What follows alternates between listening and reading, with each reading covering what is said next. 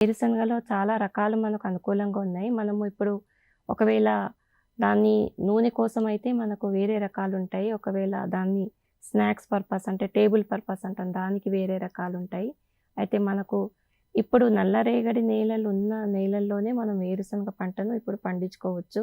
ఒకవేళ తేలికపాటి నేలలున్నట్టయితే మనము ఈ పంటని వేసవిలో పండించుకోకపోవడమే మంచిదండి. ఆ తర్వాత వేరుశనగ పండించేటప్పుడు మనకు ఎక్కువగా ఈ జిప్సమ్ అనేది మనకు నేలలో ఉండాలి. అయితే ఈ జిప్సమ్ వేసుకున్నట్టయితే మనకు మంచి దిగుబడి వచ్చే అవకాశం అనేది ఉంటుంది. అట్లాగే నీటి తడుల విషయానికొస్తే వేరుశనగ పండించుకున్నప్పుడు మనము పంట అంటే మొలక వచ్చిన తర్వాత మనము ఒక్కసారి మళ్ళీ నీళ్ళిచ్చుకున్న తర్వాత రెండవ తడి అంటే పంట మొలకెత్తిన తర్వాత మొదటి తడికి, రెండవ తడికి ఒక 15 రోజుల వ్యవధి ఉంచాల్సిన అవసరం అనేది ఉంటుంది. ఈ జాగ్రత్త తీసుకుంటే మనకు వేరుశనగ పంట మంచి దిగుబడినిచ్చే అవకాశం ఉంటుంది.